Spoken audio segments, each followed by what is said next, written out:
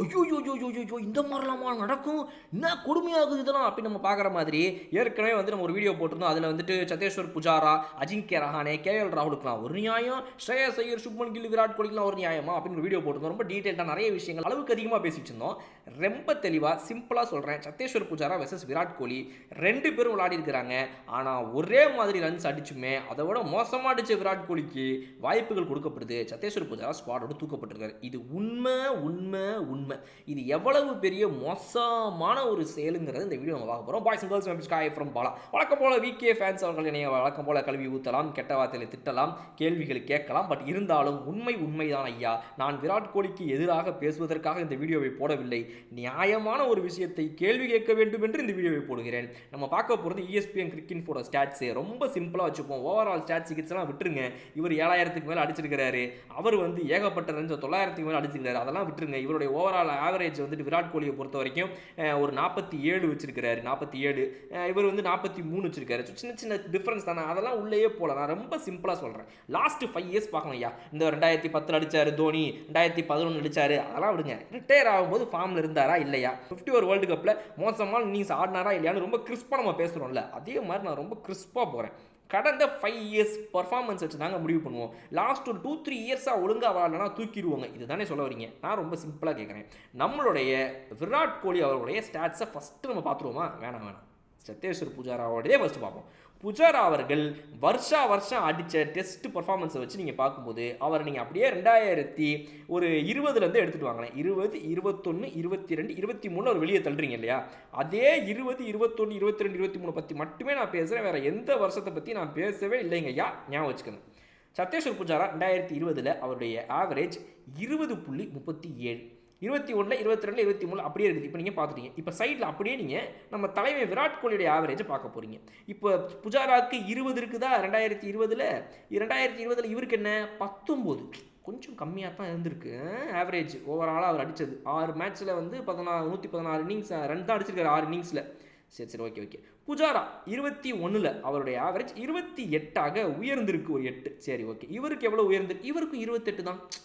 இவர் 28.21. பட் ஆனால் நம்மளுடைய தலைமை வந்து 28.08, 0.13 புஜாரா கம்மியாகிறார் இப்போ. சரி ஓகே. 2 பேரும் 28. 2022 45 தன்னுடைய ஆவரேஜை உயர்த்திருக்கிறாரு.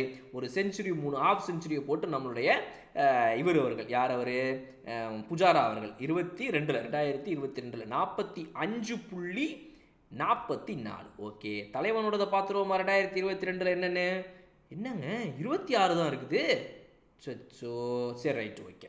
இப்போ அடுத்தது 23க்கு வருவோம். 2023 இப்போ புஜாராவோட ஆவரேஜ் குறைஞ்சிருச்சு 25.85. ஆனால் விராட் கோலி 23 55 அடிச்சு விட்டாப்புல.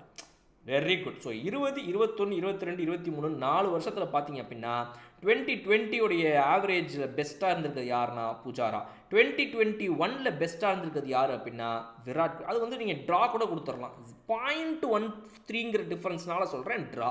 2022 யார் வெட்டராக இருந்திருக்கா அப்படின்னா நம்மளுடைய மிகப்பெரிய சிறந்த தலைவன் புஜாரா அவர்கள். ஸோ வந்து ஏற்கனவே 2 இது அவர் ஜெயிச்சிட்டாரு, 1 ட்ரா ஆயிடுச்சு. 23ங்கிற ஒரே ஒரு வருஷத்தில் மட்டும் இவருடைய ஆவரேஜ் ரொம்ப ஃபார் பெட்டராக இருந்திருக்கு. ஓப்பனாக ஒத்துக்கலாம் நம்ம.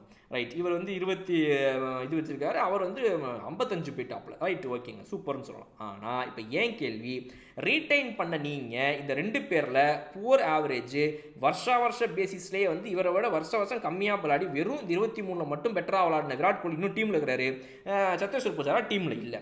2024 கண்டினியூ பண்ணி இப்போ விளையாடிட்டு இருக்கிற நம்மளுடைய விராட் கோலி இப்போ மறுபடியும் 22 தான் அவருடைய ஆவரேஜாக வச்சிருக்காரு. ஸோ கடந்த 2020 இவ்வளவு மோசமாக விளையாடிட்டு இருக்கிற விராட் கோலி டீமில் இருக்கிறாரு. ஆனால் சத்தேஸ்வர் புஜாரா டீமில் இல்லை. கம்பேக் கொடுத்துருக்காரு 2023. ஆனாலும் 24 டக்குன்னு இறங்கினோடனே அவர் அடிச்சு தூக்கிட்டீங்க. அப்போ விராட் கோலி எப்போ தூக்குவீங்க நீங்கள் டெஸ்ட்டை விட்டு? அவரை விட மோசமாக விளையாடிருக்காரு, நீங்கள் அவருக்கு வாய்ப்பு கொடுக்குறீங்க, ஆனால் இவரை தூக்குறீங்க. இப்போ என்னன்னா 2010-11 நம்மளுடைய இவர் விளாடுறாரு, புஜாரா விளையாடிட்டு இருக்காரு. அதில் எந்த ஒரு மாற்று கருத்து கிடையாது. இவர் 2010 விராட் விளாடுறாரு, 2011 புஜாரா விளாடுறாரு. 2 பேரும் அல்சாட்டியமாக விளையாடிருக்காங்க, அற்புதமாக விளையாடிருக்காங்க. 50, 40, 60, 70 அவங்களுடைய ஆவரேஜ் இருந்திருக்கு. பட் அவங்க 2020 2 பேர் ஒரு டவுன்ஃபாலை சந்திக்கிறாங்க. அதோடைய வழியை சுமக்கிறது யாருன்னா புஜாரா மட்டும்தான். அதுக்கானது அனுபவிக்கிறார் பலனை. விராட் கோலி இதுக்கு அந்த பலனை அனுபவிக்கவே இல்லை. இது எந்த அளவுக்கு ஒரு மோசமான செயல் அப்படிங்கிறது தான் வந்து நம்ம கேட்குற கேள்வி. அப்போ உங்களுக்கு வந்துட்டு ஸ்டார் பிளேயர், ஸ்டார் பேட்டர், எல்லாருக்கும் பிடிச்ச ஃபேன்ஸ் தான் கூடிய ஒரு மிகப்பெரிய வீரர்னா நீங்கள் டீம்லேருந்து கை வைக்க மாட்டீங்க. கேப்டன்சியாக இருந்திருக்காரு, கேப்டன் மெட்டீரியலாக இருந்திருக்காரு அப்படின்னா கை வைக்க மாட்டீங்க. புஜாராமே ஒரு ஆளை கை வச்சிருவீங்க. அவரை மாதிரி ஒரு ஆளை டீமில் இல்லாதனால இன்னைக்கு எவ்வளோ பெரிய லாஸை சந்திக்குது நம்ம இந்தியன் டீம்.